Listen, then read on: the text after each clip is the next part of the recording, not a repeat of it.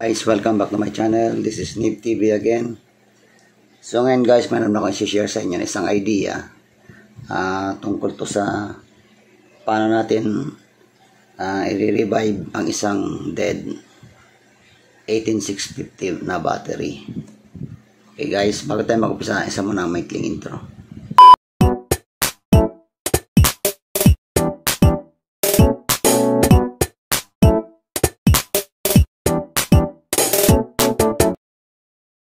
Guys, tuloy tayo. Sa last video ko guys, yung ni-repair ko yung motion sensor na na light solar panel.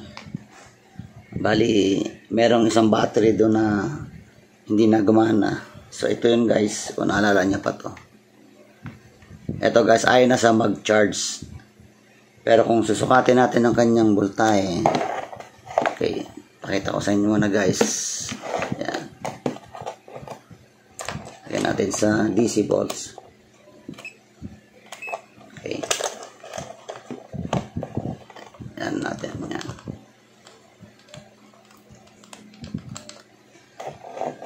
Yung ganitong battery guys, nominal value nito is 3.7. Normal. Parang tulad ng mga AAA, AA, 1.5 volts. Ito naman 3.7. Pero kapag full charge siya, umabot siya ng 4.2. Tapos pababa lang ng pababa yung kanyang charge habang ginagamit. So sukatin natin guys. Ito kanyang negative, itong positive.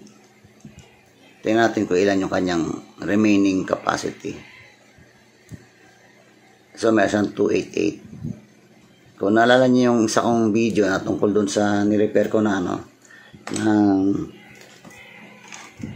solar solar panel na nakakonect doon sa motion sensor na light lamp. Eto siya, hindi gumana. Chinarge ko to pero hindi nagbago ang kanyang charge.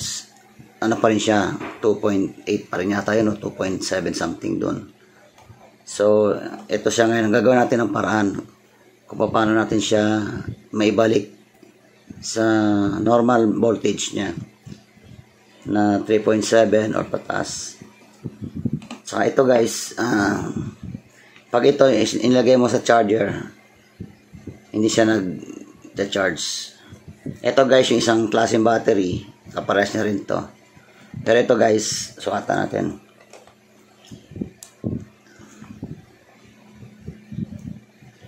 Okay, meron siyang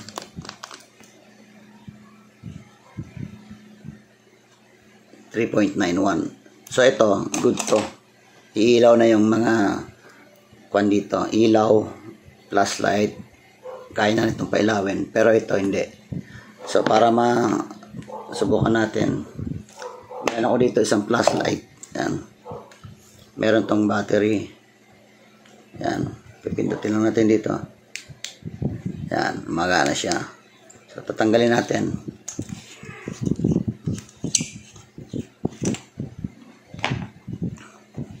Ito yung kanyang battery inside. So, sukatan natin. 3.97, may ilaw siya, di ba? So, hindi siya nalalayo dito. Kasi ito ay 3.9 something din ito eh. Ayan, 3.91. So, kaya umilaw siya. Ngayon, try natin dito. Kung talagang iilaw siya sa 3.91. Palagay ko, kasi yung 3.7 nga, kanyang talagang normal voltage. Maabot lang siya ng 4.2 kapag charge. Ayan, buksan natin. Ayan, diba? Mana siya. Okay. Try natin.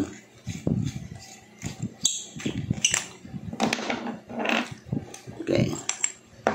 Ito, try natin. Yung sinasabi ko na 2.88, hindi talaga makapagpailaw yan kasi low bat na yan. Considered as low bat or drain. Okay, so yan. Pinutin natin. Yan. Yan. Ayan. Oh, wala. Ayaw talaga. So, meaning lobat siya. Ngayon, kaya sinasabi ko na hindi siya nata-charge. Dahil dito. Ito yung ating charger na ginamit nung last video. Pag sinaksa ko to, lahat yan ilaw ng green. Tapos, kapag naglagay tayo ng battery, tsaka pala siya magre-red. Meaning, good yung battery kasi nag-change saka siya pala magre-red. Ibig sabihin, good yung battery kasi nag-accept ng charge. Ito yung pinaka-sample. Okay. Ayan, di ba nag-red siya? Di ba 391 to? Ito yung kanina, 397. Kahit na may charge na sa 3 point capacity, mag-turn to red pa rin siya pag nilagay mo siya sa sa charger. Samantalang ito, 2.88 ba yata yan? 2.88 volts. Pag nilagay rito, green pa rin yan. Yan. So, meaning, kuha na siya. Hindi na talaga nag-accept ng charge. So, yan ang basehan ko na talagang hindi na siya nag-charge. Saka, kahit patagalin natin ito rito, ang sukatan natin ng voltahe, hindi na magbabago. Okay? So, tanggalin natin ito.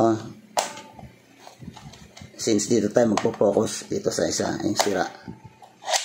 So, try natin lang kung kaya pa natin i-revive. Okay. So, ito guys, pinakita ko lang sa inyo. Okay. So, tanggalin natin. Ngayon, paano natin itong gagawa ng paraan? Okay. Pwede nating iwain to. Eksperimento lang natin guys. Iwaan natin to ng paikot. Tatanggalin natin yung pinaka-ibabaw na takip.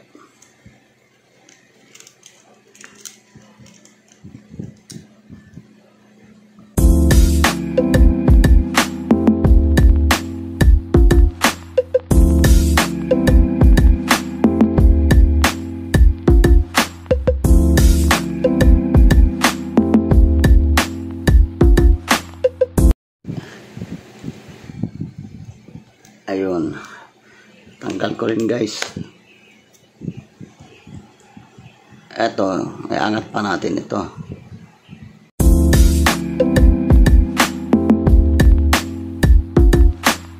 Ayan guys, yung ano niya sa loob. Parang dry na.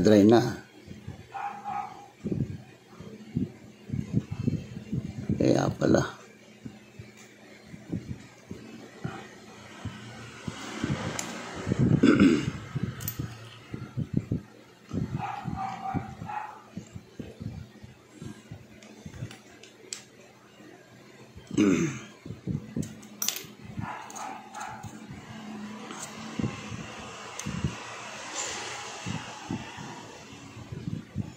Yan guys, yan, nagbabago na siya guys. Ibig sabihin mag-charge na yan. Gumalaw na siya hindi na siya steady sa 2.88. Yan. 2.14, 2.15. Okay.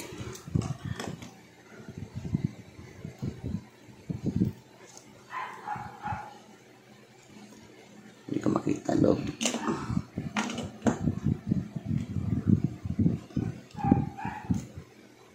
Wala siya masyadong kwan.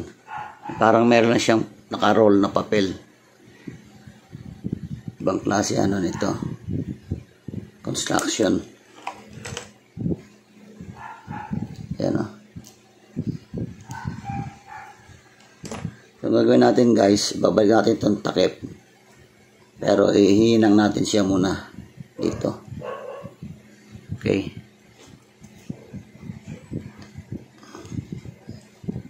A few moments later. Yan, lagyan natin guys ng panghinang. Panghihinangan.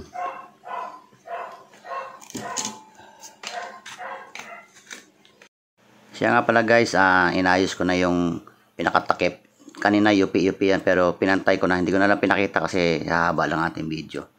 So lalagyan ko siya dito ng solder pati doon sa may yung nasa battery.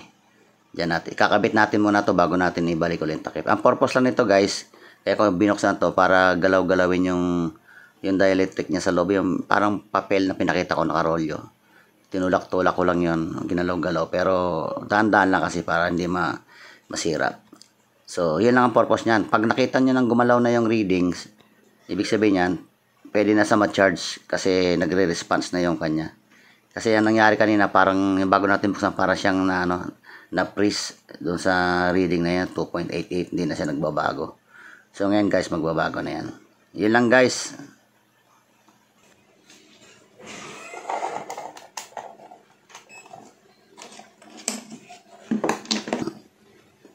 yan. Yan, 266. 5. Yan, nagbabago-bago ba siya? Yan. Kapag ganyan guys, matcha-charge na yan. Ayusin ko lang ito muna guys. Kakabit ko. Babalik ako na kayo para hindi masyado mabati yung video. Naibalik ko na yung kwan niya. Saka nahinang ko na siya. Sasara na lang natin. Okay.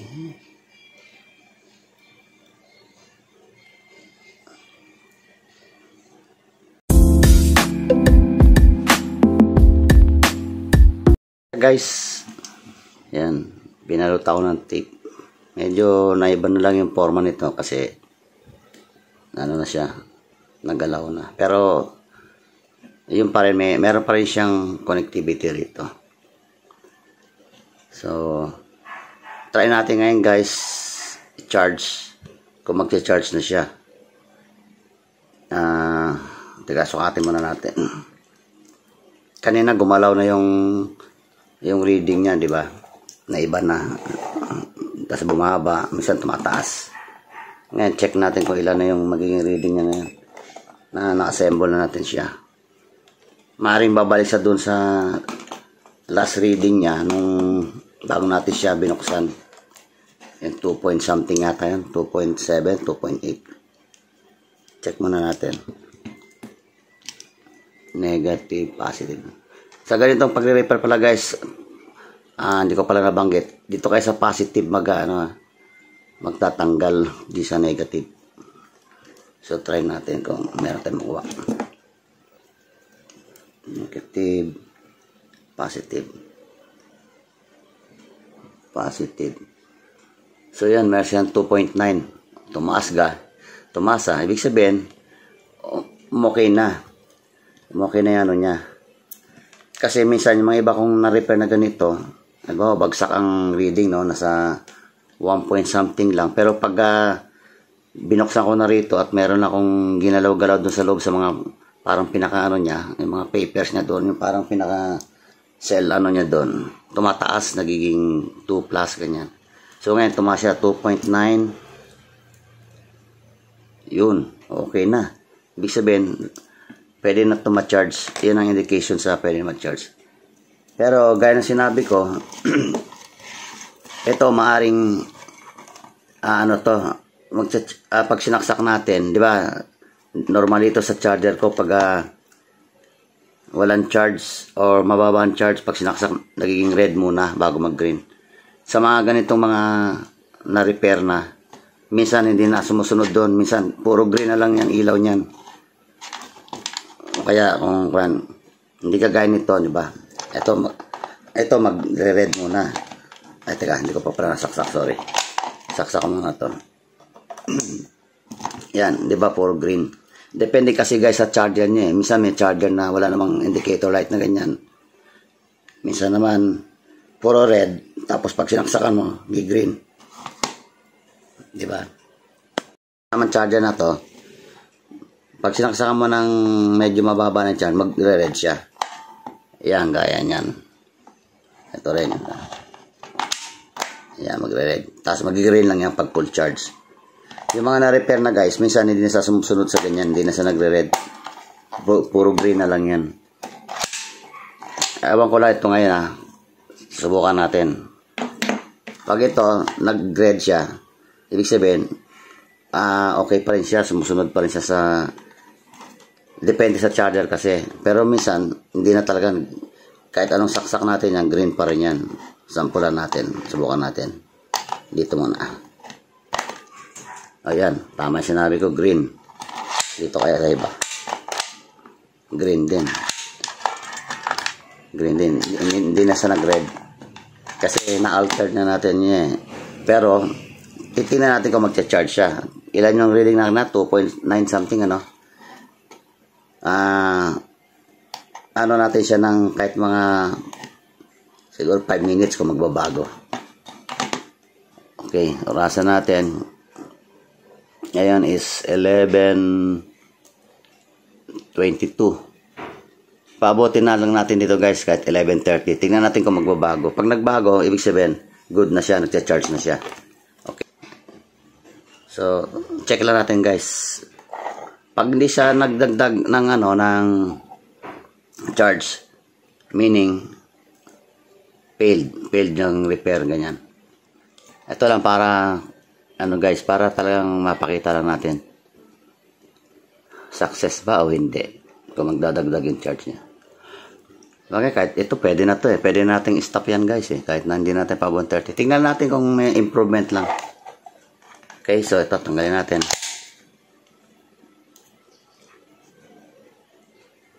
Ayan guys, umabot na. 3.4. 3.4338. So guys, okay. Successful. Ibig sabihin nag-charge siya.